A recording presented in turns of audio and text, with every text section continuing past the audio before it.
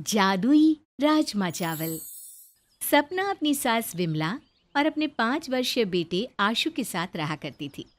अभी कुछ ही महीने पहले एक दुर्घटना में सपना के पति की मृत्यु हो गई थी।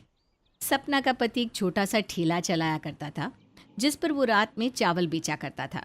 ऐसे ही एक दिन, माँ जी, घर की आर्थिक स्थिति बिगड़ती जा रही है, इसलिए मैंने फैसला ले लिया है कि अब से राजू जी के राजमा चावल का ठेला मैं चलाऊंगी। बहू, जब तूने फैसला ले ही लिया है तो मैं क्या ही बोलूं। वैसे भी घर चलाना बहुत ज़रूरी है। इस तरह से सपना अगले ही दिन से राजू का ठेला ले जाकर उसी जगह पर राजमा चावल बेचने लगती है जहां राजू बेचा करता था। राजमा चावल ले लो, राजमा चावल, गर्मा गर्म राजमा चावल सिर्फ 20 रुपए प्लेट। एक बार आओ और बार बार खाओ। सपना पूरा दिन एक पेड़ के नीचे रोड के साइड में खड़े होकर राजमा चावल बेचती है और पूरे दिन में उसके पास केवल 2 या 4 ग्राहक ही आते हैं। शाम को सपना निराश होकर अपना राजमा चावल का ठेला लेकर घर आती है।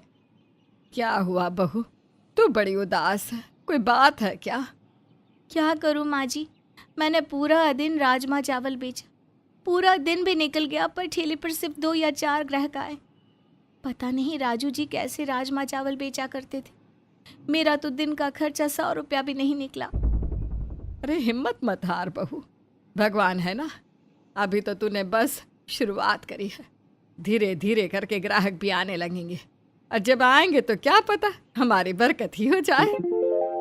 शायद आप सही कह रही हो माँ जी। वैसे राजमा चावल काफ़ी सारे बचे हुए हैं, मैं सोच रही हूँ कि हम लोग वही खा लें। सपना, उसकी सास और उसका बेटा आशु राजमा चावल खाते हैं और सो जाते हैं। अगले दिन वो थोड़ी सी ही राजमा चावल बनाती है। बहू, आज तूने इतने कम राजमा चावल क्यों बनाए? माँ, आपने देखा ना कल ठेले पर कितने कम लोग आए थे। मैं नहीं चाहती कि अनाज बर्बाद हो, इसलिए आज मैंने थोड़े से ही राजमा चावल बनाए हैं। अगर आज राजमा चावल बिकते हैं तो कल मैं ज़्यादा राजमा चावल बना लूँगी। ठीक है बहू, तू राजमा चावल लेकर जा, मैं आशु को स्कूल छोड़कर आती हूँ। एक बार फिर से सपना राजमा चावल का ठेला लेकर अपनी जगह पर चली जाती है और पेड़ के नीचे खड़ी होकर बेचने लगती है। कुछ देर बाद उसकी सास भी पहुंचती है, जहां वो देखती है कि सपना उदास बैठी है। क्या हुआ बहू, आज भी कोई ग्राहक नहीं आया क्या? माँ जी, सुबह से दोपहर हो गई पर अब तक एक भी ग्राहक नहीं आया। अगर ऐसा ही चलता रहा तो पता नहीं घर कैसे चलेगा। अरे बहू, यहाँ सन्नाटा बहुत ज़्यादा है। मेरी मान तो तू अपना ठेला उस जगह लगा जहाँ भीड़ ज़्यादा हो। माँ, भीड़ वाली जगह ठेला लगाने का कोई फ़ायदा नहीं है, क्योंकि वहाँ पर पहले से ही कई सारी दुकानें हैं जहाँ लोगों को राजमा चावल आराम से खाने को मिल सकता है।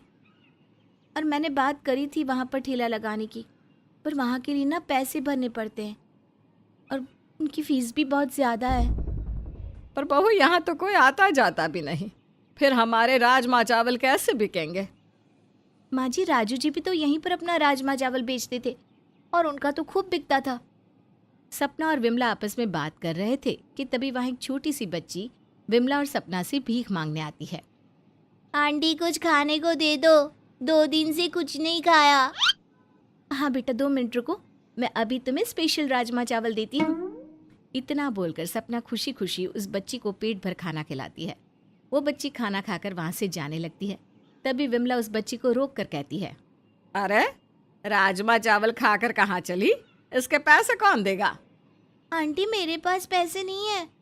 अरे पैसे नहीं थे तो यहाँ पर मुफ्त के राजमा चावल क्यों खाए? माँ जी, जाने दो ना, बच्ची है, भूखी थी और वैसे भी भूखे का पेट भरना पुण्य का काम होता है। एक बार अपनी गरीबी से इस बच्ची के हालातों के बारे में सोचो। पर बहू, हमारे हालात भी तो अच्छे नहीं है ना। माँ जी, मैं समझ सकती हूँ, पर एक बार आप इस बेचारी बच्ची को देखो, इसके हालात हमसे भी बुरे हैं और ऐसे में एक इंसान को दूसरे इंसान की मदद करनी चाहिए, ना कि उनसे अपना मतलब निकालना चाहिए। सपना के समझाने पर विमला शांत हो जाती है और वो बच्ची वहाँ से चली जाती है। पर उस बच्ची के जाने के बाद बार बार कोई ना कोई सपना के ठेले पर आता और सपना उसे फ्री में राजमा चावल खिलाती। ये देखकर विमला को बहुत गुस्सा आता है और वो सपना से कहती है, बहू, लगता है तूने गरीब लोगों को मुफ्त में खाना खिलाने का ठेका ले लिया है। वो मनहूस बच्ची जब से हमारे ठेले पर आई है, उसके जाने के बाद से लगातार ग्राहक तो आ रहे हैं, पर सारे मुफ्त के खाने वाले आ रहे हैं। किसी के पास पैसे नहीं होते तो किसी का पर्स चोरी हो जाता है, तो किसी के पास लाचारी होती है। माँ जी, शांत हो जाइए। ये सोचिए कि जहाँ हमारे ठेले पर एक भी ग्राहक नहीं आ रहा था, वहाँ लोगों की भीड़ तो जमा होने लगी। और वैसे भी ये राजमा चावल कल सुबह तक खराब हो जाते। उससे तो अच्छा है ना कि किसी के पेट में चले गए। सपना जब अपनी सास से इस बारे में बात कर रही थी, उस समय एक साधु महाराज सपना के ठेले पर खाना खा रहा था। सपना की दरियादिली देखकर साधु सपना को राजमा चावल के पैसे देता है और कहता है, बेटा, अपना दुख भूलकर तुमने यहाँ आए हर भूखे इंसान का पेट भरा है। तुम्हारी ये दरिया दिली देख कर मैं अति प्रसन्न हुआ। धन्यवाद साधु महाराज। साधु महाराज, मैं आपसे ये पैसे नहीं ले सकती क्योंकि आप एक साधु हैं। कोई बात नहीं बेटा, तुम इन पैसों को रख लो और मुझसे एक मंत्र भी सीख लो। और जब भी तुम राजमा चावल बनाने बैठोगी तो राजमा चावल बनाने के बाद उस मंत्र का जाप करना, जिससे तुम्हारा राजमा चावल जादुई हो जाएगा। क्या? जादुई राजमा चावल? हाँ बच्ची, तुमने बिल्कुल सही सुना। उस मंत्र को पढ़ने से तुम्हारा राजमा चावल जादुई हो जाएगा। तुम सिर्फ 1 किलो राजमा चावल बनाना, फिर देखना जादुई राजमा चावल का कमाल। तुम पूरे दिन राजमा चावल बेचती रहोगी पर वो ख़त्म ही नहीं होगा, और उसकी खुशबू इतनी ज़्यादा होगी कि कोई भी भूखा इंसान खुद को रोक नहीं पाएगा और अपने आप आकर तुमसे तुम्हारा राजमा चावल लेगा। इतना बोलकर साधु महाराज सपना को एक मंत्र सिखाते हैं, जिसके बाद सपना घर जाती है और अगले दिन राजमा चावल बनाने के बाद जब अपना ठेला अपनी जगह पर लाती है तो राजमा चावल बेचने से पहले उस मंत्र का जाप करती है। तंत्र मंत्र साधु का तंत्र, जिसे जपूं मैं बार बार, ताकि बने मेरा राजमा चावल बार बार। बहू, तूने मंत्र का जाप तो कर लिया, पर मुझे डर लग रहा है कि अगर हमारे राजमा चावल जादू ही नहीं हुए तो क्या होगा। माँ, हिम्मत मत हारिए और भरोसा रखिए।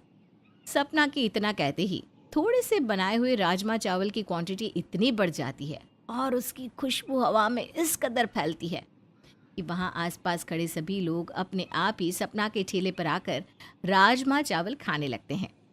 बहू, ये तो सच में ही चमत्कार हो गया। हमारा राजमा चावल तो सच में जादुई हो गया। हाँ माँ जी, मुझे भी विश्वास नहीं हो रहा। कहाँ हमारे ठेले पर एक भी ग्राहक नहीं आता था और आज हमारे ठेले पर ग्राहकों की भीड़ जमा है। बहू, ये सब तेरे अच्छे कर्मों का नतीजा है। तूने बहुतों का पेट भरा ना, इसलिए उन गरीबों ने तुझे दुआएं दी और साधु महाराज ने तुझे वो मंत्र सिखाया। माँ जी, आप शायद बिल्कुल सही कह रही हो, पर जो भी हो, मैं साधु महाराज का ये एहसान कभी नहीं भूलूंगी। आज उनकी वजह से मेरा राजमा चावल बिक रहा है। अब सपना अपनी सास विमला के साथ अपने जादुई राजमा चावल इसी तरह से बेचती है और समय मिलने पर साधु महाराज से मिलने उनके आश्रम जाती है। समय यूं ही बीतता है और देखते ही देखते सपना की गरीबी और उसकी सारी परेशानियां भी खत्म हो जाती है, जिसके बाद सपना अपने बेटे आशु को भी एक अच्छे स्कूल में पढ़ाने लगती है।